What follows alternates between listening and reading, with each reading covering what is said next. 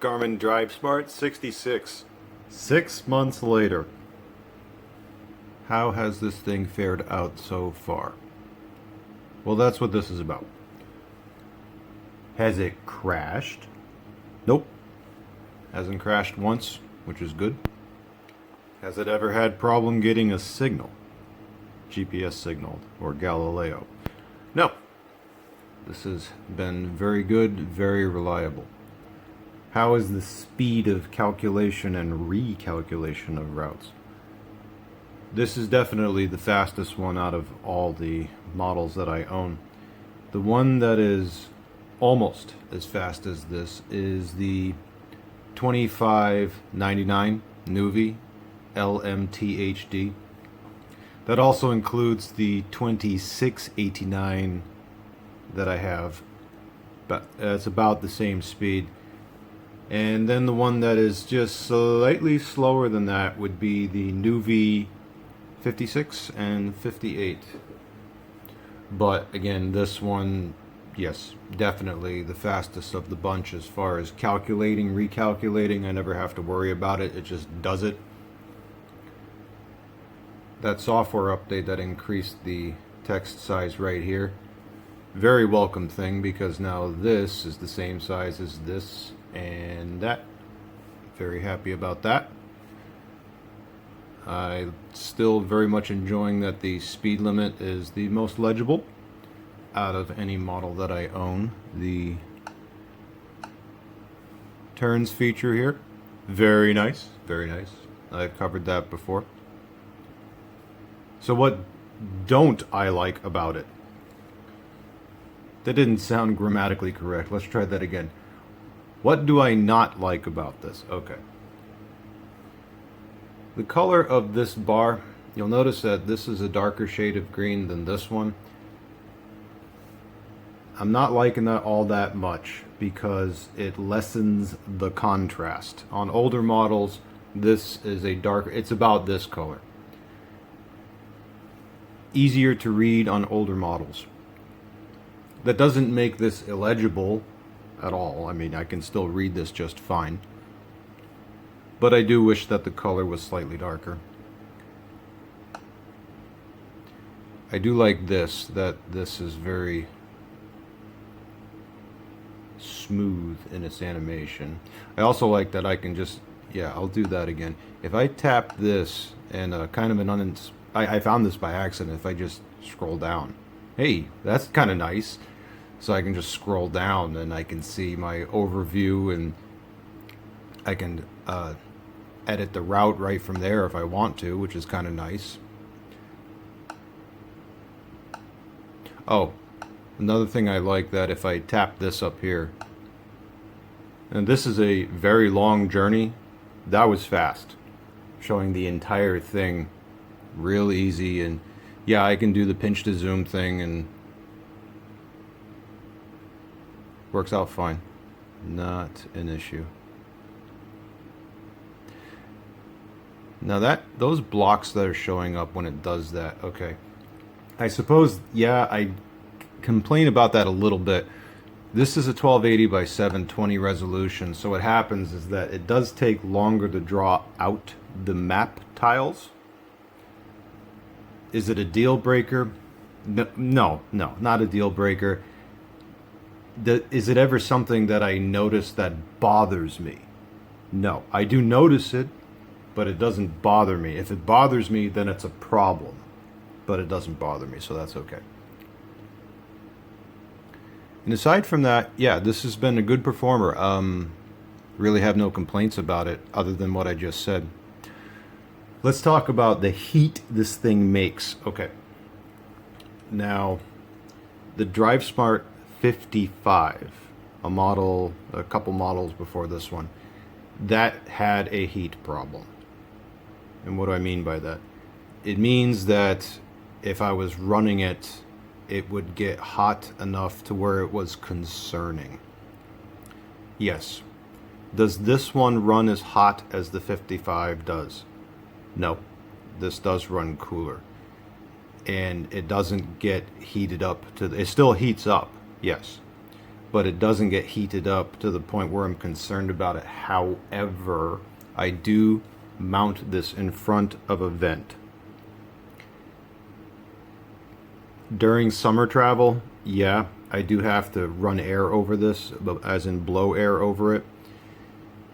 And on really, really hot summer days, bear in mind I do live in Texas, I do have to run the air conditioning. But then again, I would be running the air conditioning anyway just for me. Now, is that really a problem? It would be if I had this mounted on the windshield. I would not put this on the glass in summer heat.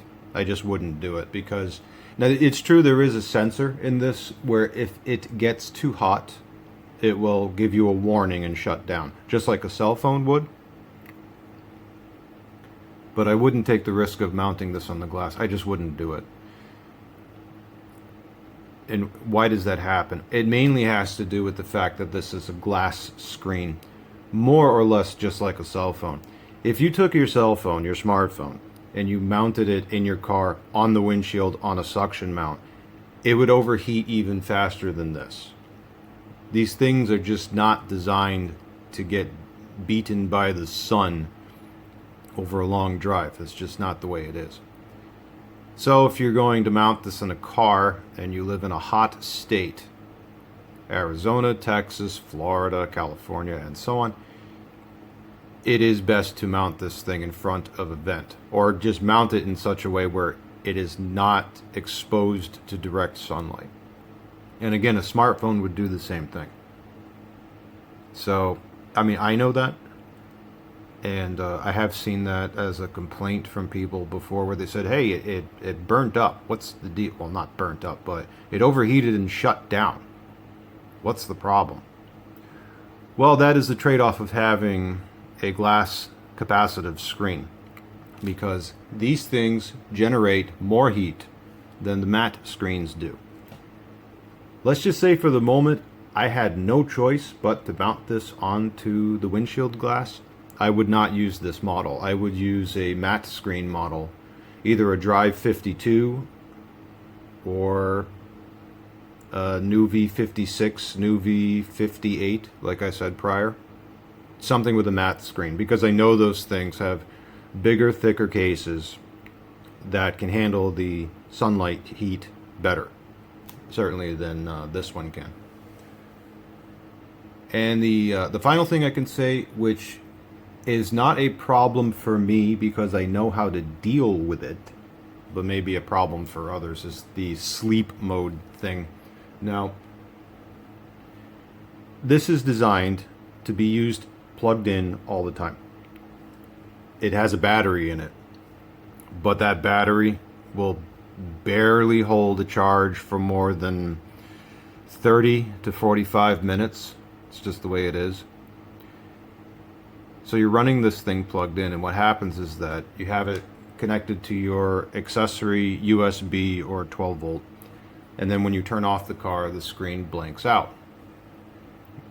That's normal. It's supposed to do that. And then when you get back in the car later and you turn on the car, the screen just pops up. Well, what happens is that when the screen blanks out, it goes into a sleep state. And then when you come back and it receives power again, it comes out of sleep state, which is why it boots so quickly. But there's a drawback to that. The drawback is that eventually the internal battery will run completely dead. And then what happens is you go to turn on the car and this thing will not power on. So what you have to do is hold the power button in the back until it turns on again. The workaround for this is that if you're done driving for the day, you come home from work, shopping, whatever, and you know you're parked for the night. You're not going to be driving for the rest of the day. That is when I take my finger, put it around to the back, hold the power button until I see this. And I press that red off button. When you do that, then the unit will completely power off. Then what happens the next day when you go to drive again is you turn on the car and the unit will boot normally, but it will take longer because it's got to go through its complete boot cycle. That's how I get around that. For short trips here and there during the day, I don't have to do that because I'm not going to be out. Like, say, for example, I'm going to a supermarket. I'm not going to be out of the car for more than 10 to 20 minutes. So then I come back in the car and I turn it on and the screen pops right up, no problem. I don't have to do that power off procedure I just showed. But when I come home for the day and I know I'm not driving until tomorrow, that's when I go and on the back and hold the power button and then manually power it off like that. Not a problem for me, but for anyone that doesn't know that, yeah, could be a problem, especially when you go and turn on the car and this thing just won't come on. You're like, oh my God, what happened? Well, nothing happened. The battery just went completely dead. Now, if that does happen to you, what happens is that you just take your finger and press and hold that power button until the thing comes on again when it's receiving power. So I'll give you an example scenario.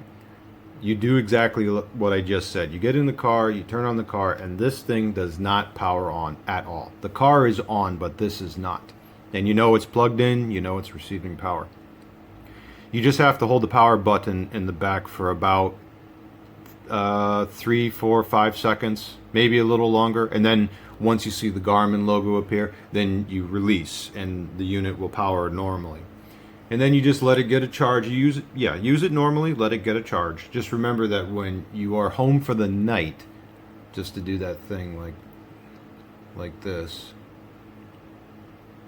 and then just bink, now it is completely off. So what happens is that you turn the car on the next day, and what's going to happen is this. So instead of it just instantly coming on, you're going to see this little progress bar. It should show up in a second. Yeah, there it is. You'll see that progress bar, totally normal. It's going through its full boot cycle, and then that's what you do. So yeah. Oh, I'm going to reject. Oh no.